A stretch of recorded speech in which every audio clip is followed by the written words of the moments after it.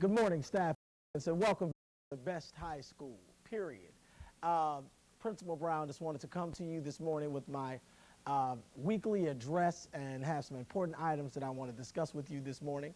First of all, I just wanted you guys to be clear, students, be clear that this is the last week of the quarter.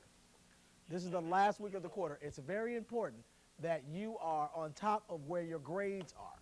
So you need to be checking School Max. Check School Max right now to find out where you are in each of your courses, if you have assignments that you turned in and haven't been graded, if you have questions regarding some of the grades that you've received. Make sure that you're in constant communication right now with your teacher. You don't want any surprises. Grades will be input this week, so you need to make sure that you're on top of your grades, period. So I know that a lot of your teachers are requiring you to use technology in the classroom to print out papers and do things along those lines. So to support you guys, what we've done is that we're opening up the Media Center now. The Media Center is going to be open until 4 o'clock. 4 o'clock on Mondays, Tuesdays, and Thursdays. So that means you get out of school at 2:25, you can go to the Media Center and you'll have an hour and a half in which you can complete those assignments, Mondays, Tuesdays, and Thursdays. To get passes for the Media Center after school, you have to go to the guidance office. The guidance office will have passes for you to go after school to the Media Center. Now, they'll have about 50 passes available every day. If you don't have a pass from the guidance office, you will not be able to go to the Media Center. If you're having other challenges in the classroom, we have about 30 teachers that have volunteered to tutor after school. I'm actually tutoring as well. So if you don't know what the tutoring schedule is, check online. Make sure that you check the website to see what the tutoring schedule is after school so that you can get the support that you need in order to be academically successful. Also, we have a new program that's starting on November 7th called Manhood 101. It's going to be led by members of Omega Psi Phi Fraternity Incorporated, and it's really going to spend a long time really discussing a vast array of topics that are associated with manhood, and also we'll have a mentoring piece and a tutoring piece. There's also some job opportunities at the end of that program. So if you are interested in Manhood 101, you can go online, the application's online, fill it out, and bring it back to the main office, and we'll make sure that you get signed up for that as well. So I want to talk about suspensions for a moment. So about 60% of the suspensions that we've had this year have gone to 9th graders, 20% to 10th graders, about 10% each to 11th and 12th graders. So what I'm seeing here is that our 9th and 10th graders account for about 80% of the suspensions that we've had up to this point. So 9th and 10th graders, you need to focus on the code of conduct in regards to disrespect and insubordination, in regards to loitering, getting yourselves to class on time, and making sure that when you get there that you are doing what's necessary to be successful. Because if you're focusing on academics, then you don't have to worry about getting yourselves into trouble with suspension. Hall sweeps have been moved up. So we used to have a 10-minute window between the beginning of class and hall sweeps. That window has been taken away now down to 5. If you are constantly being caught in hall sweeps, you need to take a look at your priorities.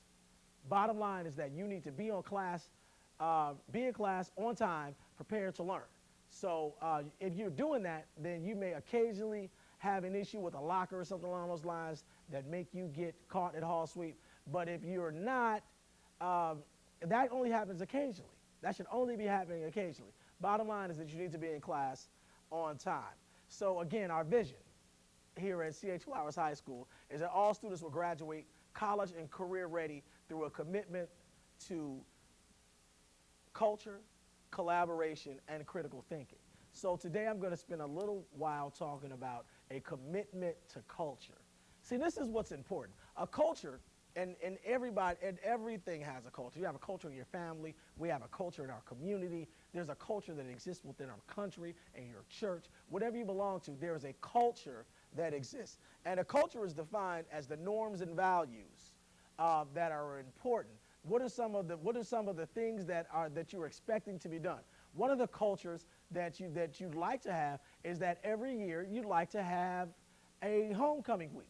And if we're doing what we're supposed to, then that can be embedded in the culture, and not just during homecoming week, but throughout the school year, where we celebrate student success by having different activities that you guys can enjoy. So to embed that in the culture, we have to really focus on the most important thing here, which is the culture of excellence. So if you're committed to a culture of excellence, there's different norms and values that exist that are embedded within the school. For instance, if you're committed to a culture of excellence, students are striving to get A's and B's. Not to get C's and D's and pass, but to get A's and B's. If you're committed to a culture of excellence, you have more students that are enrolling in AP courses and more and other challenging courses in order to ensure that they're ready to go to college. Because remember, this is all going back to being college and career ready. When you're committed to a culture of excellence, in any field that you compete on, you're putting all of your effort into it. So if you're on a team, then you're working as a unit, and you're making sure that you're doing what's necessary to have your team, even if you don't win, that you're putting forth your maximum effort in order to be successful. Those are the types of things that exist in a culture of excellence. Getting to class on time is a byproduct of that, because if your academics are important, then you're always in class on time. If your academics are important, then you're not dealing with uniform issues that it may get you taken out of class. If you're working towards establishing and maintaining your part of the culture of excellence, then you're doing everything that you can to be successful as a Jaguar here at C.H. Flowers High School. So we want to make sure that this week we are really focusing, and at all times, we're focusing on establishing and maintaining our culture of excellence. And young people, it is your responsibility. A lot of you say, well, the teachers aren't doing this and the teachers aren't doing that. Well, you got kids in the same class that you're not being successful in that are getting A's and B's. So you can't use as an excuse what somebody else isn't doing. You can't use as an excuse at the barriers that have been created, because bottom line is that barriers are made to be broken and to be traversed. Life is going to be full of barriers. You'll have a lot of adversity that you'll have to deal with as you become an adult. So high school's practice for life.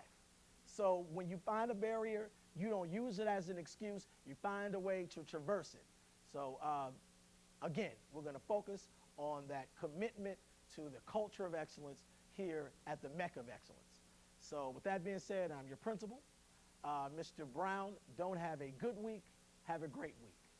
So please hold as we'll begin the morning show in about 1 minute. Thank you.